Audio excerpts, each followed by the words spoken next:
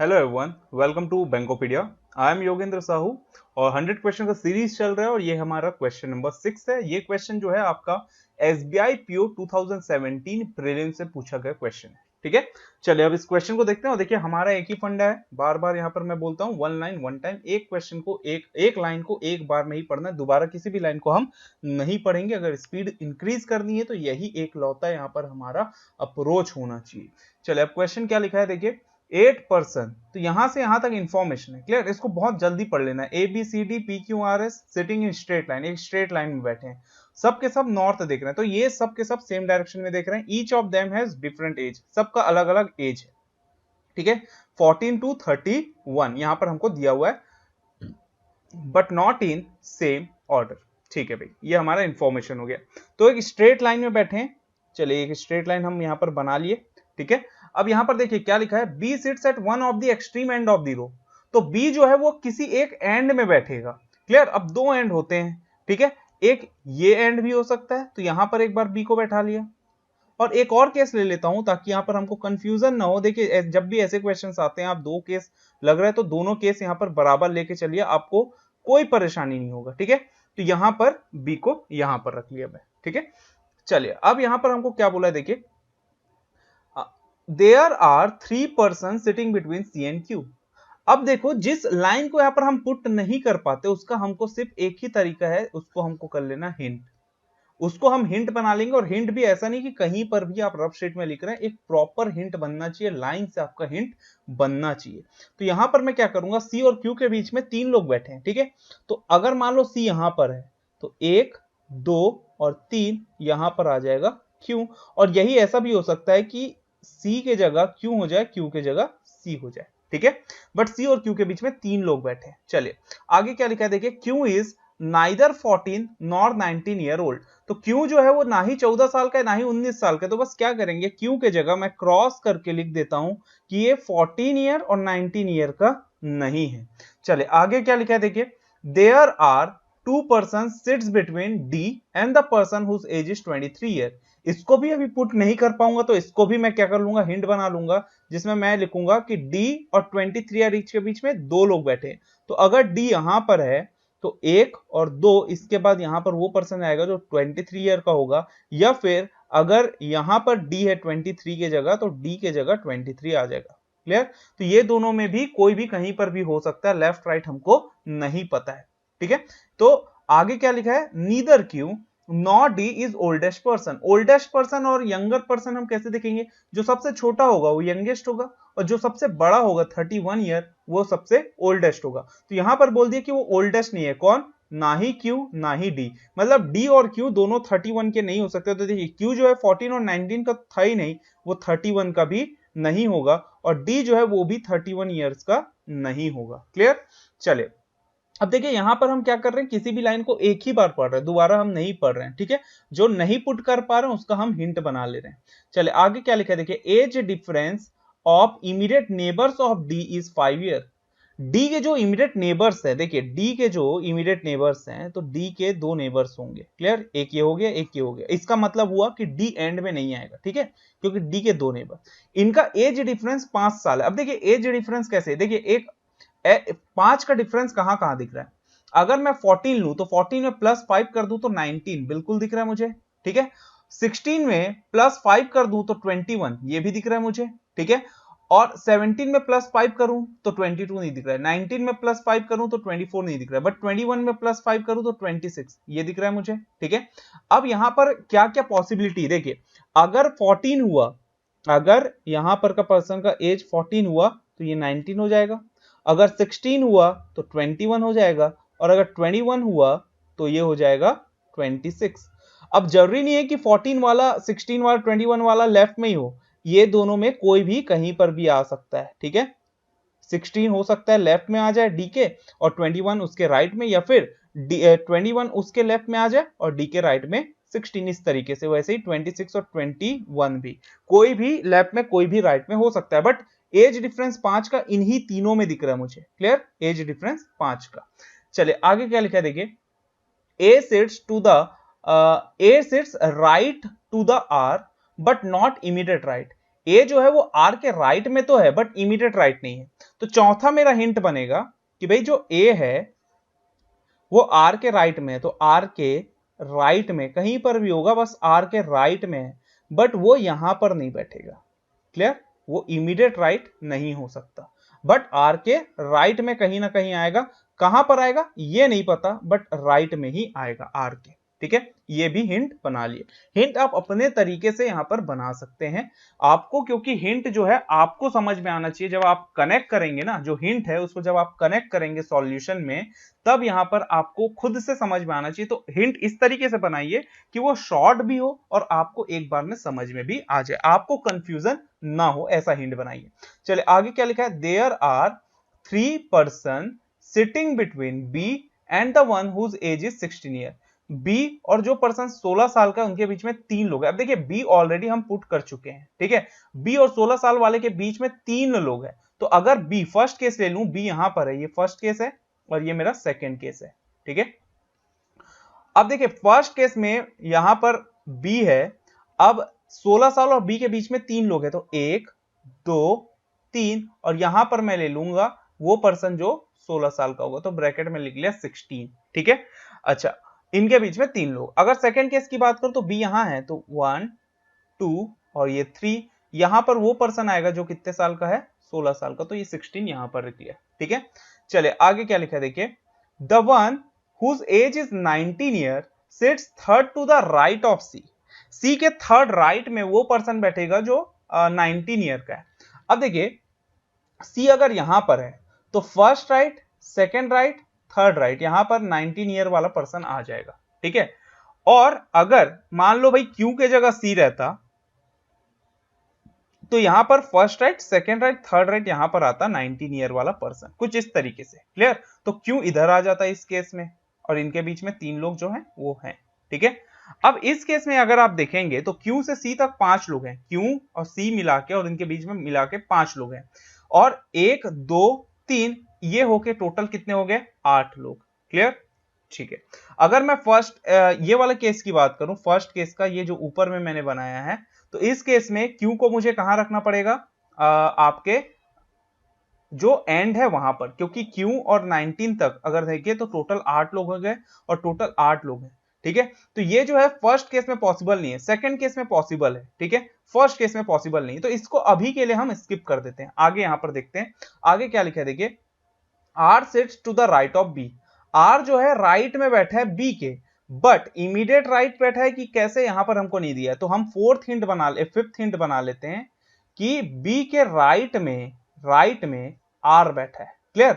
अब देखिए B के राइट में अगर R बैठा है तो इसका यही मतलब हुआ ना कि B जो है वो राइट एंड में नहीं आना चाहिए, तो B जो है वो राइट एंड में नहीं आना चाहिए, तो B यहां पर है, तो R को मैं इधर कहां बैठा पाऊंगा, अगर B खुद एक राइट एंड है तो R जो है राइट में नहीं आ पाएगा, तो सेकंड केस मेरा देखते ही देखते एलिमिनेट हो गया।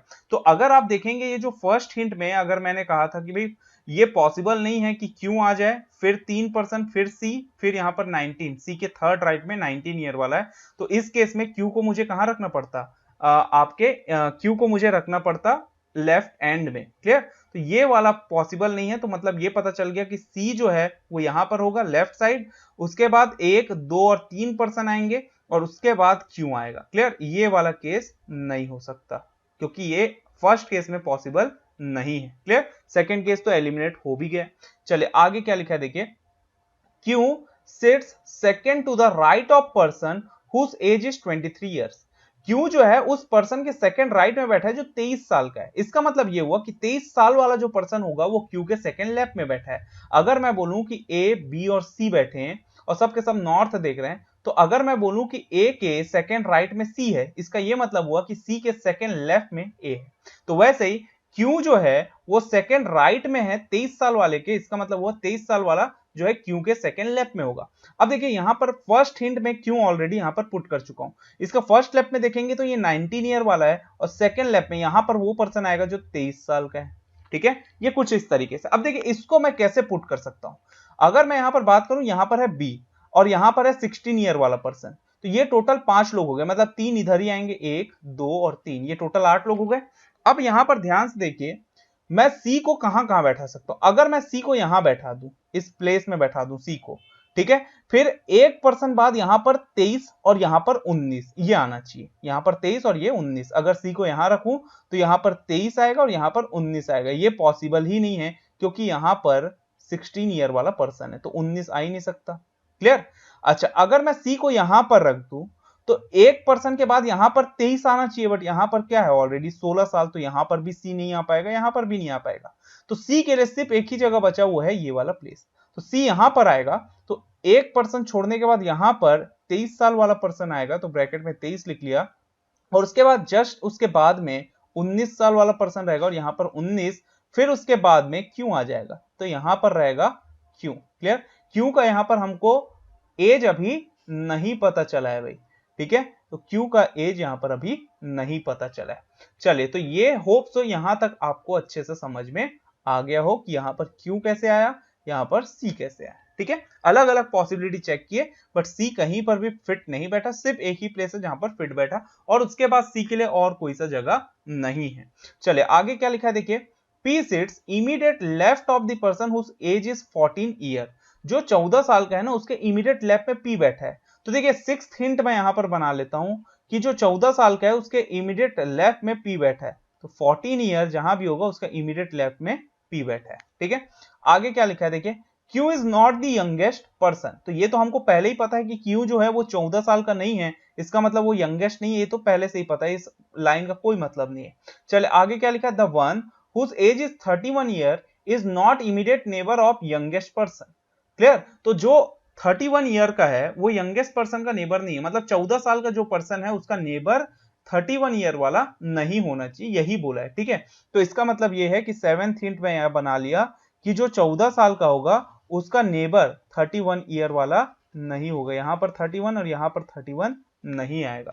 क्लियर। और लास्ट में क्या लिखा देखिए, C is not the fourth oldest person. Fourth oldest person, तो first oldest 31, second oldest 26, third oldest 23 और फोर्थ ओल्डेस्ट 21। क्लियर। इसका मतलब सी जो है वो 21 ईयर का नहीं है, सी जो है वो 21 ईयर का नहीं है, यही लिखा है। तो मैं यहां पर लिख दिया सी क्रॉस कर दिया, 21 नहीं आएगा। ठीक है, चलिए भाई, चलिए अब हमने पूरा यहां पर जितने भी हमारे पास पैराग्राफ में जो भी लाइंस थे हमने पूरा पढ़ लिया, किसी भी लाइन को दोबारा नहीं पढ़े।